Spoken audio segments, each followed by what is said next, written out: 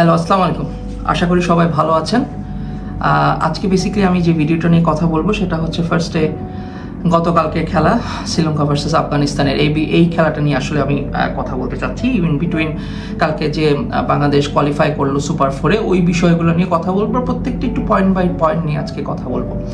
তো প্রথম কথা হচ্ছে, গতকালকে আপনারা সবাই জানেন বাংলাদেশের জন্য আসলে খুবই ইম্পর্টেন্ট ম্যাচ ছিল, না খেলে ইম্পর্টেন্ট ম্যাচ ছিল আসলে। কারণ গ্রুপের যে স্টেজ ছিল, যেখানে শ্রীলঙ্কা 4 পয়েন্ট ছিল, বাংলাদেশে 2 পয়েন্ট ছিল এবং আফগানিস্তানে 2 পয়েন্ট ছিল। তো সেই ক্ষেত্রে বাংলাদেশে যেটা ছিল, বাংলাদেশের রান রেটটা একটু কম ছিল, বাট পয়েন্টসে তারা একটু বেশি ছিল দেখে তারা সেকেন্ড পজিশনে ছিল। সো কালকে যদি আফগানিস্তান এখানে শ্রীলঙ্কার সাথে ম্যাচ জিতে যেত তাহলে তারা কোয়ালিফাই করতো। সো কালকে সবাই বাংলাদেশের মানুষজন যারা ক্রিকেটকে ভালোবাসে বা যারা আসলে বাংলাদেশ ক্রিকেটকে খুব কাছে থেকে দেখে, তারা সবাই কালকে শ্রীলঙ্কার জয়ের জন্য আসলে সবাই উইশ করেছিল।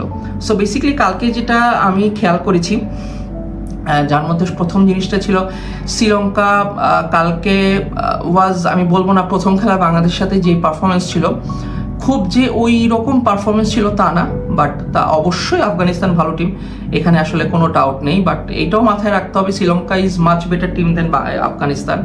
কারণ ওদের যে শ্রীলঙ্কা এই টিমটা অনেকদিন ধরে খেলছে। সো তাদের আসলে বেসিক্যালি যেটা হচ্ছে হলো, একটা টিম কম্বিনেশনও খুব ভালো ছিল সব কিছু মিলে। তা আমার কাছে মনে হচ্ছে যেহেতু ওরা অনেকদিন ধরে একই টিম প্লেয়াররা খেলছে, তারা একজনকে আরেকজনকে খুব ভালো করে চিনে। সো তাদের জন্য আসলে পারফরমেন্সটা ইজ ভেরি ইজি। সো ওই হিসাবে আমি যদি বলি, কালকে আসলে যখন আপনার শ্রীলঙ্কা আফগানিস্তানের সাথে খেললো, এবং আফগানিস্তান কিন্তু ইনিশিয়ালি আপনার ব্যাটিংয়ে ওরা যখন টস জিতে ব্যাটিং নিল, ওরা কিন্তু ইনিশিয়ালি খুব ভালো অবস্থায় ছিল না। শ্রীলঙ্কা কিন্তু আপনার খুব ভালো চেপে ধরেছিল, এবং আপনি জানেন নুয়ান্তু ওসরা কিন্তু আর্লি উইকেটস নিল। 4 ওভার 18 রান দিয়েও 4 উইকেট নিয়েছে, যেটার মধ্যে প্রথম 3টা উইকেটই একদম তার ফার্স্ট 3 ওভার্সে ছিল, যেটা একটা বড় সেটব্যাক ছিল আফগানিস্তানের জন্য। বাট আফগানিস্তান কিন্তু প্রথম থেকে নিচ পর্যন্ত কালকে তেমন কেউ রান করতে পারেনি। বাট আফগানিস্তানে একটা জিনিস আমার খুব ভালো লেগেছে, যে নেভার গিভিং একটা থাকে না, যে নেভার গিভ আপস, এরকম একটা কথা আছে। সো ওইরকম একটা মনোভাব তাদের মধ্যে ছিল, যার মধ্যে সব থেকে আমার যেটা ভালো লেগেছে, কালকে নবী যখন ব্যাটিং করছিল, ও খুব ক্যালকুলেটিভ ব্যাটিং করছিল। ও জানে যে শ্রীলঙ্কার টপ 3টা বা 4টা বলার আছে, এরপর আসলে কেউ তেমন ভালো বল করছে না, যার মধ্যে নুয়ান্তু ওসরা কিন্তু আগেই ও তার স্পেলটা শেষ করেছে, যেহেতু অনেক ভালো বল করেছে, উইকেট নিয়েছে আপ ফ্রন্টে। তো সেই ক্ষেত্রে কিন্তু ওর 4 ওভারে কোটাটাও শেষ হয়ে গিয়েছিল। ইন বিটুইন সানাকা, হাসারাঙ্গা এরা মাঝখানে খুব ভালো বল করে গিয়েছে। সো ও খুব ক্যালকুলেটিভ ছিল যে ও যত নিচে ব্যাটিং করবে বা খেলাটাকে যত নিচে নিতে পারবে, টানতে পারবে, তত ওর জন্য অ্যাডভান্টেজ হবে। সো রাশিদ খানের সাথে একটা ভালো পার্টনারশিপ ছিল, যার ফলে দেখা গিয়েছে যে একটা সার্টেন টাইমে কিন্তু আমরা এক্সপেক্ট করছিলাম 18 এবং 19 নম্বর ওভার পর্যন্ত যে 130 থেকে 140 রান হবে, যেটা কালকে যেহেতু একটা ফ্রেশ উইকেটে খেলা হয়েছে, আমি আপনাকে আবার বলে মনে করি দিই, এই উইকেটটা গতকালকে ফ্রেশ ছিল। সো উইকেটটা ওয়াজ ডিফারেন্ট। ওখানে আপনার সিম বলার্সরা খুব ভালো অ্যাডভান্টেজ পাচ্ছিল রাদার দেন স্পিনার্সরা। একটু উইকেটে গ্রাস ছিল, হালকা একটু গ্রাস ছিল, যেহেতু ফ্রেশ উইকেট ছিল। সো ওইখানে আমার মনে হয়েছে যে কালকে দুইটা টিমই হয়তো বা স্ট্র্যাটেজিক্যালি একটু পিছিয়ে পড়েছিল, তারা আপনার 2টা করে পেস বলার নিয়ে খেলেছে। সো শ্রীলঙ্কা এই ঘাটতিটা কিন্তু 19 নম্বর ওভারে গিয়ে, মানে ইনফ্যাক্ট লাস্ট ওভারে গিয়ে কিন্তু তারা ফেস করেছে।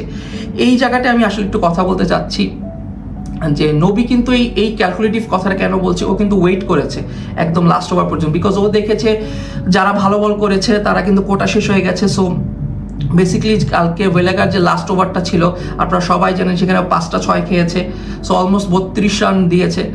সো এইখানেও ও ক্যালকুলেটিভ ছিল নবী, ও কিন্তু বারবারই দেখেছে যে লাস্ট ওভারে কীভাবে ও ক্যাপিটালাইজ করতে পারে। এখানে আমি একটু বলবো যে কালকে আসালাঙ্কা এই জায়গায় একটু আমার কাছে ভুল হয়েছে, because I was very surprise যে কেন ওয়েলেগাকে বল দেওয়া হলো। ইয়েস, এখন এটাও বলতে পারেন ওয়েলেগা তো লাস্ট ওভারে গিয়ে 30 রান দিয়েছে, উইচ ইজ ওকে, বাট ওয়েলেগার যে এক্সপিরিয়েন্স, সেই হিসেবে ওয়েলেগা লাস্ট ওভার বল করার মতো আসলে সেই ক্যাপাবিলিটিস এখনও আমি মনে করি না, বা এক্সপার্টাইজ ওর ভিতরে এসেছে আমি মনে করি। বাট ক্যাপ্টেন হয়তো বা মনে করেছে যে ওর ভিতরে সে এক্সপার্টাইজটা এসে লাস্ট ওভার বল করতে পারবে। সো দেখা যাচ্ছে ওই লাস্ট ওভারটা কিন্তু একটা বিগ স্কোরের দিকে আফগানিস্তানকে নিয়ে যায়। অলমোস্ট ওরা 189 করে 170 একটা রান টার্গেট করে, এবং নবী আপনারা জানেন যে খুবই অসাধারণ একটা ব্যাটিং করেছে, সে কিন্তু লাস্ট ওভারটাকে প্রপারলি ক্যাপিটালাইজ করেছে এবং ওখান থেকে 30টা রান সে বের করেছে 5টা 6 মেরে। এছাড়া আমার কাছে মনে হয়েছে কালকে আফগানিস্তান কিন্তু ওভারঅল যে বোলিং করেছে, আমার কাছে যে খুব যে তারা ভালো বোলিং করেছে তা কিন্তু না। আপনারা যখন দেখবেন, হ্যাঁ আফ্রান্টে একটু ভালো বোলিং ছিল, বাট একদম ফার্স্ট ওভার থেকে লাস্ট ওভার পর্যন্ত আপনারা খেয়াল করে দেখবেন যে ওদের কিন্তু বোলিং অ্যাটাকটা was not up to the mark. যে বোলিংটা আমরা বাংলাদেশের সাথে দেখেছি, ইভেন আমরা যে বোলিংটা ওদেরকে অন্য ম্যাচেও দেখেছি, সেই বোলিংয়ে কিন্তু আসলে আমার কালকে মনে হয়নি আফগানিস্তান এক্সেপ্ট রাশিদ খান ছাড়া, যে আমার কাছে মনে হয়নি যে একদম আপ টু দ্য মার্ক ছিল। সো সেই অ্যাডভান্টেজটা শ্রীলঙ্কা নিয়েছে। কীভাবে অ্যাডভান্টেজ শ্রীলঙ্কা নিয়েছে? প্রথমত হচ্ছে, হ্যাঁ ওরা আফ্রান্ট একটা উইকেট বের করেছে, নিসাঙ্কা খুব ভালো ফর্মে ছিল, ওর উইকেটটা আর্লি পড়ে গেছে। বাট এরপর দেখেন প্রত্যেকটা পার্টনারশিপ ছোট ছোট একটা পার্টনারশিপ ওরা গ্রো করেছে। এবং সব থেকে মজার ব্যাপার হচ্ছে কুশাল মেন্ডিস কিন্তু একদম উপর থেকে যতটুকু পর্যন্ত খেলেছে, ওর ইনিংসটাকে সে বড় করেছে।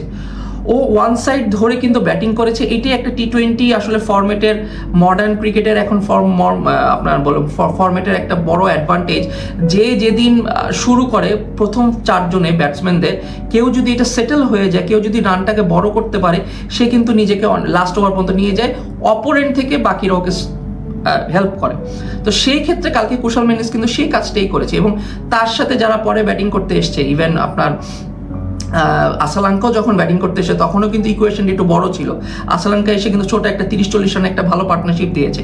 তার আগে কিন্তু আপনার কুশাল পেরেরা এসে একটা ভালো অ্যাডভান্টেজ দিয়েছে, ওর সাথে ব্যাটিং করে প্রায় 40-45 রানে একটা পার্টনারশিপ দিয়েছে। সো ওকে সবাই ধরে রেখে বাকিরা কিন্তু খেলাটাকে বের করে নিয়ে এসছে। এবং লাস্টে আপনারা সবাই জানেন Kamindu Mendis is a very attacking player, এবং আমার কাছে মনে হচ্ছে ও হচ্ছে শ্রীলঙ্কার নেক্সট বেস্ট প্লেয়ার। আমার কাছে মনে হচ্ছে যতগুলো ফরম্যাট খেলছে, টি20 বা ওয়ান ডেতে, সবগুলোতে সে পারফরমেন্স, ইভেন টেস্টেও। সো সেই ক্ষেত্রে ও এসে লাস্টে দিয়ে কিন্তু ওর জন্য কাজটা ইজি হয়ে যায়। ওই জায়গাটাই আমি কালকে আফগানিস্তানে আমি মনে করেছি যে একটু হলো ওরা পিছিয়ে গিয়েছিল। ওদের আসলে ক্যালকুলেশনটা কাকে কখন কিভাবে বল করাবে, কারণ আমরা সবাই জানি নূর খুব ভালো বল করছিল, বাট কালকে নূরকে আমার কাছে যেটা মনে হয়েছে যে লেফট হ্যান্ডি ব্যাটসম্যানরা ওকে আরও ইজিলি পিক করতে পেরেছে, বা ও বল করতে পারেনি। আমার কাছে মনে হয় রাইট হ্যান্ডি ব্যাটসম্যানদের জন্য নূর ইজ ভেরি মাচ আমার কাছে মনে হয় যে খুবই মারাত্মক বলার, কিন্তু সেই হিসাবে লেফটি ব্যাটসম্যানদের জন্য খুব ওরকম ভালো বলার আমার কাছে মনে হয়নি। এটা আগেও আমি দেখেছি, গতকালকে এটা আমি আবার প্রমাণ পেয়েছি যে রাইট হ্যান্ডিদের জন্য he is a very good বলার। তো সেইখানে শ্রীলঙ্কার অনেকগুলো লেফট হ্যান্ডি ব্যাটসম্যান ছিল লাইন আপে, আপনারা সবাই জানেন। তো সেই ক্ষেত্রে আফগানিস্তান এই জায়গাটায় একটু প্রবলেম হয়েছে। আরেকটা বিষয় আমি না বললেই না, সেটা হচ্ছে শ্রীলঙ্কার মধ্যে কিন্তু একটা কনফিডেন্সের ব্যাপার, যেটা আমি প্রথমেই ভিডিওতে বললাম, মানে প্রথমেই থেকেই কিন্তু একটা কনফিডেন্সের ব্যাপার ছিল এবং একটা এক্সপিরিয়েন্সের ব্যাপার ছিল। তারা, আমি আবার বলছি, তারা অনেকদিন ধরে এই টিমটাই কিন্তু খেলছে, 2-1 চেঞ্জেস হচ্ছে, সো দ্যাট ওরা কিন্তু সবাই সবার অ্যাবিলিটিস সম্বন্ধে জানে, কোন কন্ডিশনে কীরকম ব্যাটিং করতে বা কীরকম বলিং করতে হয়, বা কী সিচুয়েশনে কীভাবে এই জিনিসটাকে হ্যান্ডেল করতে হয়, সব প্লেয়ারদের মধ্যে এটা ভালো ছিল। এই জায়গাটাতে আমার কালকে মনে হয়েছে এক্সেপ্ট রশিদ খান এবং নবী ছাড়া আফগানিস্তানে কিন্তু ওই প্রেশার সিচুয়েশনে নিজেকে কিভাবে এক্সপার্টাইজ করে, সেই জায়গাটা কিন্তু আসলে আফগানিস্তানে কালকে ওখানে ল্যাক করেছে। সো ওই জায়গাটাতে আমার মনে হয়েছে আফগানিস্তান শ্রীলঙ্কার থেকে অনেক পিছিয়ে ছিল দেখেই কিন্তু আসলে ইনফ্যাক্ট আমার কাছে মনে হয়েছে যে আফগানিস্তান কালকে ম্যাচ হারার পিছনে একটা বড় কারণ ছিল। এবং আরেকটা জিনিস ছিল যেটা না বললেই না, সেটা হচ্ছে আফগানিস্তান, আমি জানি না, এটা রিসেন্টলি আফগানিস্তানের মধ্যে দেখছি, সেটা হচ্ছে ওভার কনফিডেন্স। তারা, I mean starting from their coach Jonathan Trott থেকে শুরু করে রাশিদ খান, তাদের কথাবার্তা মিডিয়ার সামনে যখন কথা বলেন, বা তারা যখন প্রেসের সামনে কথা বলে, তাদের কথাবার্তাগুলো একটু ওভার কনফিডেন্সের মতো মনে হচ্ছিল। যেরকম তারা সবসময় বলছে তারা they are the second best team of Asia, যেখানে পাকিস্তান, শ্রীলঙ্কার মতো টিমও এখনও এশিয়াতে ওরা আছে, এবং তাদের রেকর্ডস ইজ ভেরি হাই, তাদের খুবই ভালো রেকর্ডস। সো ওদের ওখানে ও কেন এই কথা বলছে, বা হয়তো বা মাইন্ড গেমস হতে পারে। জনাথন ট্রটও দেখবেন অনেক ধরনের কথা বলে, আর ওর ব্যাপারে আসলে ওভাবে বলার কিছু নেই, because he is a English man. So ওর বেসিক্যালি ওর যখন ওর প্লেয়িং প্লেইং কন্ডিশন ছিল ওই রকমই ছিল, এই জন্য ওর ক্যারিয়ারটা সে বড় করতে পারেনি। He was definitely he was a very good player for England, but ওর ড্রেসিং রুমে ওরকম ভালো এনভায়রনমেন্ট ক্রিয়েট করতে পারতো না দেখে কিন্তু ওর ক্রিকেট ক্যারিয়ারটা শর্টেন হয়েছে। যাই হোক, সেগুলো অন্য কথা। বাট এই ব্যাপারগুলো আমি কালকে দেখেছি যে রাশিদ খান বলেন বা ইভেন প্লেয়ার্সদের মধ্যে বলেন, বা আগের ম্যাচে যখন বাংলাদেশের সাথে হারলো, আম্পায়ারদের সাথে একটা খারাপ বিহেভ করলো captain. So these are the things আমার কাছে মনে হচ্ছে আফগানিস্তান ওয়াজ কি বলবো, ওদের ভিতরে এই জিনিসটা ছিল না। সো আমার কাছে মনে হচ্ছে ওভারঅল কালকে আফগানিস্তান ওভার কনফিডেন্সের জন্যই এবং অবশ্যই এক্সপিরিয়েন্সের জন্য, দুইটা কারণে আসলে কালকে আফগানিস্তান শ্রীলঙ্কার কাছে হেরে গেছে। সো আমরা সবাই জানি বেসিক্যালি আমরা সুপার ফোরে কোয়ালিফাই করেছি। এখন সুপার ফোরে কোয়ালিফিকেশনটা এরকমও হয়েছে যেখানে 4টা টিম উঠেছে, আপনারা সবাই জানেন, যার মধ্যে বাংলাদেশ, শ্রীলঙ্কা, ওই গ্রুপ থেকে ইন্ডিয়া এবং পাকিস্তান এসছে। এখন সবাই সবার সাথে খেলবে একবার করে, সো তারপর এই খেলা হবে আর কি। সো এখানে একটা ছোট বিষয় হচ্ছে হলো বাংলাদেশের জন্য, বাংলাদেশ কিন্তু আমি এর আগের ভিডিওতেও বলেছি, বাংলাদেশ যেই সিচুয়েশনে বা যেই পজিশনে এখন আছে, Bangladesh is really playing good cricket right now. আমি খুব যে খারাপ ক্রিকেট খেলছে তা না, একটা ম্যাচ আমরা মাঝখানে হেরেছি শ্রীলঙ্কার সাথে, আমাদের কিন্তু কালকেই প্রথম সুপার ফোরে শ্রীলঙ্কার সাথেই ম্যাচ। আমরা জানি যে আমরা কিন্তু একটু 2-3টা অ্যাডভান্টেজ আমাদের আছে, যেরকম শ্রীলঙ্কা কিন্তু 1 দিন বা 2 দিন গ্যাপে আবার তারা কালকে খেলবে, সো তাদেরও একটা ওয়ার্কলোডের ব্যাপার আছে। সো সেইখানে বাংলাদেশ কিন্তু একটা মোটামুটি 4-5 দিনের মতো একটা গ্যাপ পেয়েছে, সো ওই জায়গাটা একটা অ্যাডভান্টেজ আছে। প্লাস আমি মনে করি যে ভুলগুলা লাস্ট ম্যাচে শ্রীলঙ্কার সাথে করেছে, সেই ভুলগুলো যদি বাংলাদেশ কাটিয়ে উঠতে পারে, স্পেশালি ব্যাটিং নিয়ে আমি বলি, বাংলাদেশের ব্যাটিংয়ের টপ 4 যদি একটু ফায়ার না করে, সো ইটস ডিফিকাল্ট যে একটা একটা বড় স্কোর দাঁড়ানো। আর আমি মনে করি যেহেতু এখন থেকে ফ্রেশ উইকেটগুলোতেই মোটামুটি খেলা হবে, তো সেই ফ্রেশ উইকেটগুলোতে যখন সুপার ফোরে খেলা হবে, এই উইকেটটা একটু ডিফারেন্ট থাকবে, ডেফিনেটলি একটু গ্রাসি থাকবে। আমি মানে গতকালকের উইকেট দেখে আমি যেটা এক্সপেক্ট করছি, হয়তো বা একটু গ্রাসি থাকবে উইকেটে, স্মল গ্রাস। ওখানে সিমার্সরা খুব ভালো একটা অ্যাডভান্টেজ পেতে পারে। সো থিঙ্ক ট্যাঙ্ক, আমাদের বাংলাদেশ থিঙ্ক ট্যাঙ্ক যারা ম্যানেজমেন্ট আছে, তাদেরও আসলে চিন্তা করা উচিত যে আমি 3টা পেস বলার নিয়ে খেলবো, একটা স্পিনার কম নিয়ে খেলবো বা একটা ব্যাটসম্যান কম নিয়ে খেলবো নাকি, সেটা একটা বিষয়। অনেক কিছু আছে বাংলাদেশের ব্যাপারে আসলে কথা বলার। তার মধ্যে আমি এটাই বলবো, যদি বাংলাদেশ ভালো ক্রিকেট খেলতে চায়, তাহলে তার থেকে সব থেকে বড় কাজ হচ্ছে হলো বাংলাদেশকে স্ট্র্যাটেজিক্যালি খুব ভালো খেলতে হবে, পাওয়ার প্লেটাকে ভালো ইউজ করতে হবে। ডেফিনেটলি আগে টসে আমি মনে করি চেইসে না গিয়ে, আমার মনে আগে ব্যাটিং করে একটা ভালো স্কোর বোর্ডে দাঁড়া করিয়ে সেইটাকে ডিফেন্ড করার মতো বাংলাদেশে বলাররা আমার কাছে মনে হচ্ছে এখন পর্যন্ত পারফর্ম করছে এবং ভালো একটা অবস্থায় আছে। আমার মনে হয় যে বাংলাদেশের কালকে যে গত লাস্ট খেলা শ্রীলঙ্কার সাথে যে ভুলগুলো করেছে, সেগুলোর থেকে বের হয়ে এসে Sri Lanka definitely is a very good team. আমি আবার বলছি, তাদের সাথে খেলতে হলে স্ট্র্যাটেজিক্যালি খেলতে হবে। তারা যে স্ট্র্যাটেজিক্যালিগুলো কাজ করে, পাওয়ার প্লেটাকে খুব ইউজ ভালো করে, নুয়ান তুষারাকে ভালো ইউজ করে, বলারদেরকে কন্ডিশন বুঝে, সিচুয়েশন বুঝে ম্যাচের আসালাঙ্কা তাদেরকে ইউজ করে। সো সেই জায়গাগুলোকে একটু লিটন দাস একটু ক্যাচ করতে হবে যে কোথায় তারা কি করছে। এবং আমরা সবাই জানি যে ওয়ার্ল্ড ক্রিকেটে এখন এইসব বিষয়ে বেশি চর্চা হয় রাদার দেন প্লেইং, মানে before going to the match. So এই জিনিসগুলো যদি একটু ভালো মতো চর্চা করে লিটন দাস এবং তার টিম কালকে নামে, আমার মনে হয় যে একটা বাংলাদেশের জন্য একটা ভালো অ্যাডভান্টেজ হবে। এবং আই ডু বিলিভ যে বাংলাদেশে সেই অ্যাবিলিটিস আছে পাকিস্তান এবং শ্রীলঙ্কাকে হারানোর। আমি আবার বলি, বাংলাদেশে এখনও সেই অ্যাবিলিটি আছে পাকিস্তান এবং শ্রীলঙ্কাকে হারানো।